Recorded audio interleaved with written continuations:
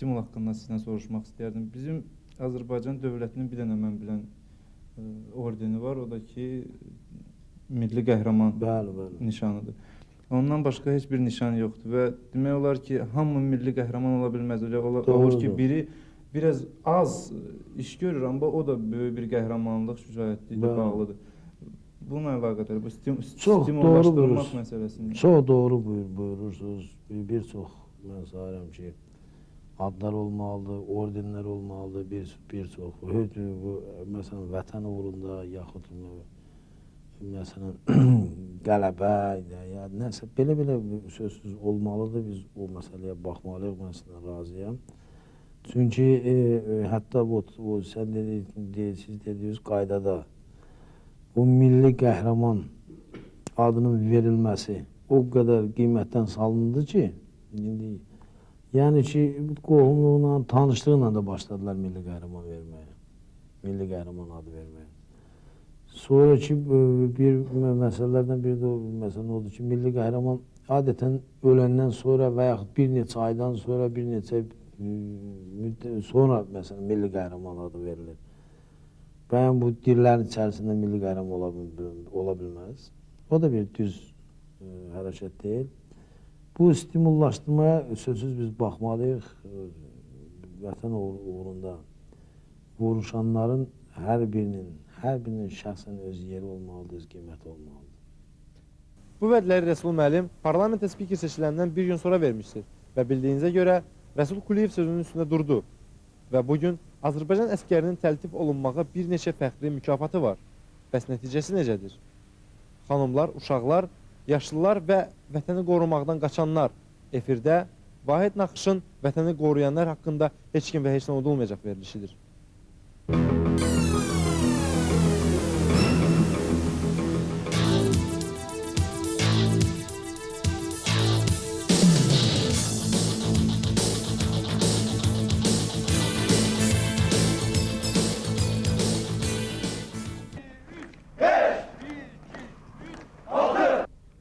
Deyilənlərə görə bugün ordenə və ya medallara layiq görünənlər voyenkomatlara və ya Müdafiə Nazirliyinə ən qədər maya buraxmalıdırlar.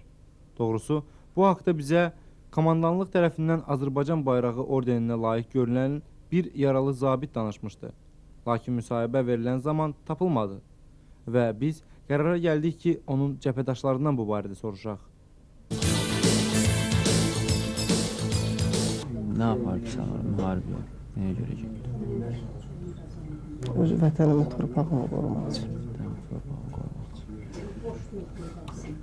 Bax, bu vətənimi qorudum, demək olar ki, layiqincə yerinə yetirdim, başardığımı elədim, yaralanmışam.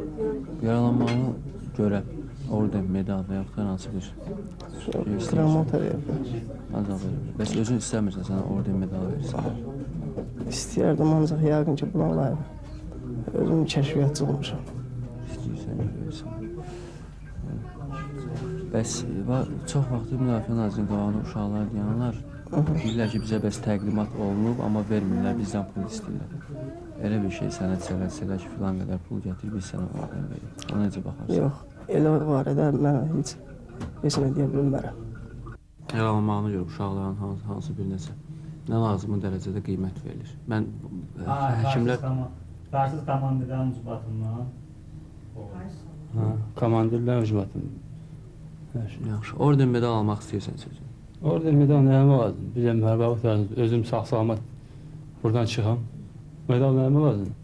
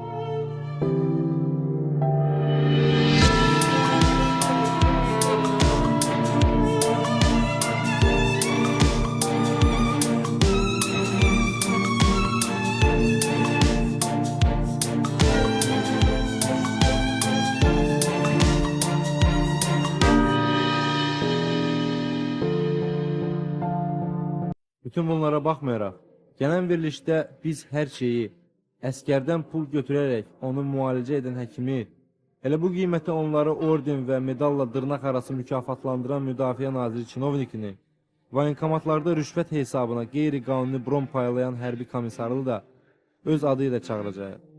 Xalq öz biqirətlərini tanımalıdır. Respublika rəhbərliyindən ləyaqətli Azərbaycan əskərinin qələbə yolunda əngələ çevrilmiş belə manələrini aradan qaldırmağı xahiş edirik. Fakta əsaslanan gələn verilişlərə, yəni heç kim və heç nə unudulmayacaq verilişlərdə dövlətə qarşı xəyanət kimi yox, qələbəmizi ləngidən binamusları ləğv etmək meyli kimi baxmaq və tədbir görmək lazımdır. İndi isə cəbhə xəbərləri, cənab dezertirlər və xanımlar. Yəqin ki, Kəlbəcər, Füzuli və Ağdamdan nigaransınız. Ümumiyyətlə, nə qədər ki millət torpağı addımla yox pulla ölçür, başqasından bizim üçün qələbə qazancı gözləmək sadəlöflükdür.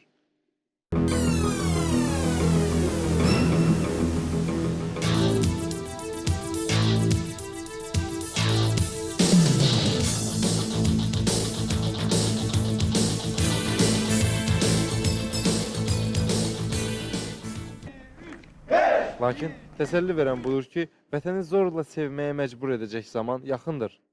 Sevməyi bacarmırsansa, öyrədəcəklər, istəmirsənsə, məcbur edəcəklər. Döyüş davam edir. Hava yolu ilə 5-7 kilometr qalıb. Bu və bunun kimi informasiyalar bölgənin qaytarılmasına heç bir şək şübhə qoymurdu. Əslində isə vəziyyət tamam başqa səmtə meyli idi. Hadisələrdən bir qədər geri qalaraq, demək olar ki, qələbənin ümumiyyətlə müharibənin axırına hələ var. Xülasə, dağların üstü və arxasında yerləşən erməni-rus dostluğuna zərbə edən müsəlman qardaşlığı son hücumlara tam hazır idi. Lakin, əhvalat dağlarda baş verir. Qışın şaxtasından donmaqdansa, düşmən üzərinə hücuma keçib şəhid olmağı üstün tutan əskərlərə, onlar üçün bəd, düşmənə şad xəbər çatdırılır. Batalyonlar mühasirəyə düşür. Hamı mühasirədən çıxmağa çalışır. Nəticəsi, batalyonlardan çox az adam salamat qalır. Hamını soyuq şaxta dondurur. Bizimkilər əksəriyyəti yeri şəkillər mühasirəyə düşüblər. Soldatların deməyi, əsgərlərin deməyinə görə əksəriyyəti Zasadiyyə düşüblər, çıxa bilməyiblər, qar tarına düşüblər. Azərbaycan ordusunun aldığı kənd və mövqelər erməni ordusunun əlinə keçir. Vəziyyət gərginləşir. Hamı günahkarları axtarır. Kəlbəcər İcra Hakimiyyətindən alınan məlumata əsasən, batalyonları mühasirə adı ilə çıxarıb, şaxtanın pəncəsinə atan özümüzkülər olub. Daha sonra onlar tutulur, hal-hazırda istintaq gedir. Vəziyyətdən çıxmaq üçün cəbhəyə kömək göndərilir. Hərbi təlim və ustavın nə olduğunu yaxşı bilənlər, standart suallara hərbi cavab verirlər. Əmri veriblər, əmr yerinə yetiririk biz hərbçilər.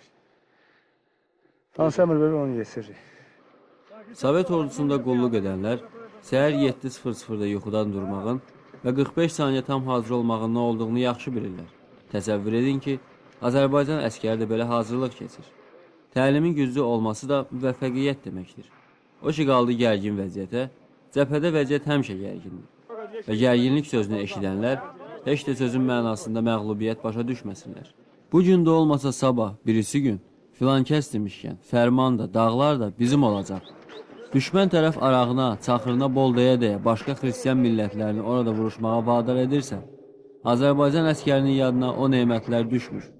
Onun üçün əsas məsələ torpağın azadlığıdır. Əskərlərə verilən standart sual və alınan cavablar.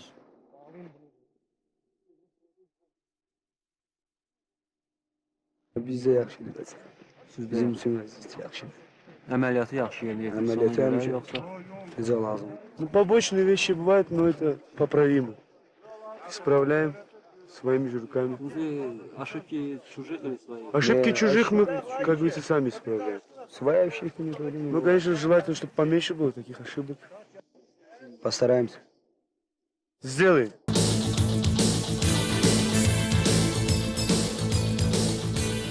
Cəmaət öz uşaqlarını gizlədilər ki, əskəriyə getməsin. Kim Moskvaya göndərir, kim xaricə göndərir, kim voyinkomatlara küllü miqdarda pul, rüşvət verir ki, onun oğlunu götürməsinlər. Bu barədə bir qanunvericilik buna necə baxır? Elə bir qanunlar yaratmaq olar ki, məsələn, bir ana ya ata istəmir ki, onun oğlu getsin əskərliyə, külli miqdarda pulu aparıb voyinkomatın hansısa bir çinovnikinə verməkdənsə, keçirsin hökumətə bunu rəsmi şəkildə və yaxud başqa bir yollarla eləsin. Yaxud məsələ ondadır ki, hansı qanunlar qəbul olunacaq ki, bu çirkin mənfi tərəflər, bu hərəkətin mənfi tərəfləri ləğv olunsun.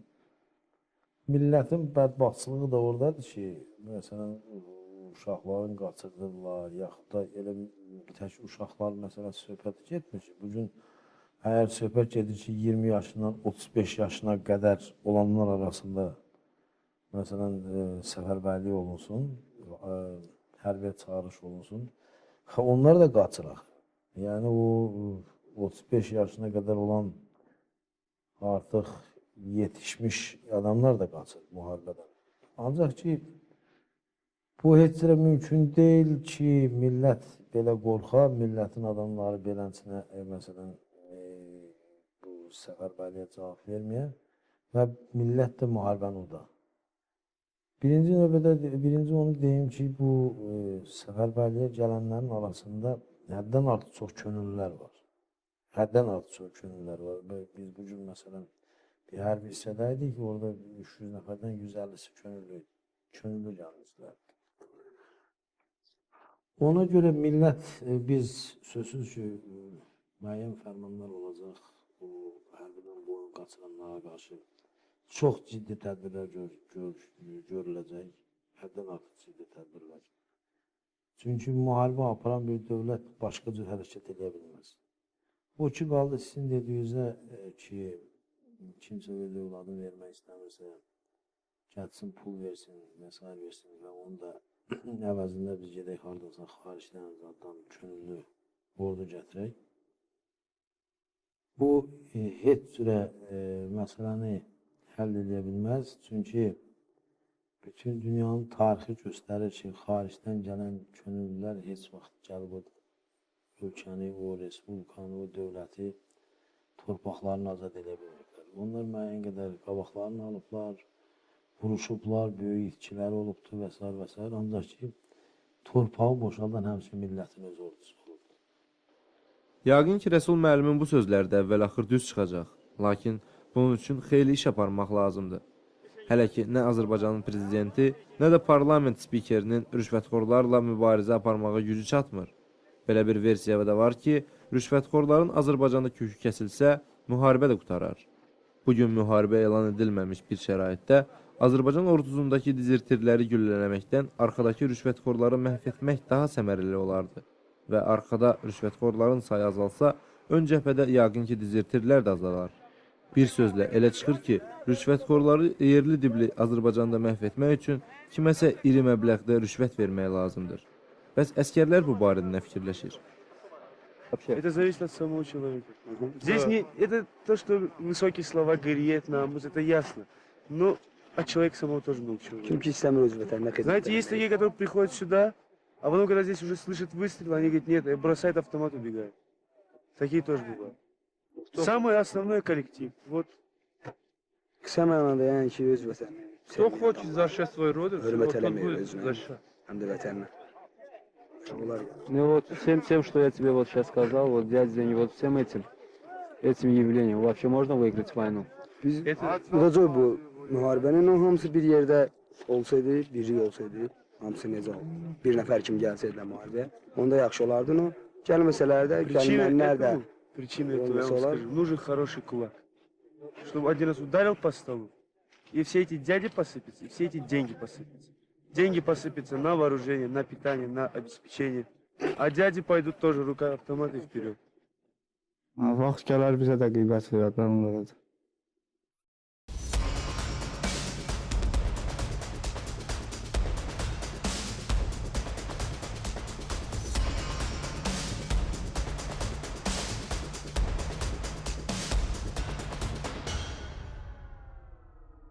Allah eləsin ki, o vaxt tez gəlib çatsın. Biz isə öz növbəmizdə söz veririk ki, heç kim və heç nə unudulmayacaq. Bugünkü verilişi İlqar Mikayıloğlu, Asif Bağırov və mən Vahid Naxış hazırlamışıq. Sağ olun, salamat qalın.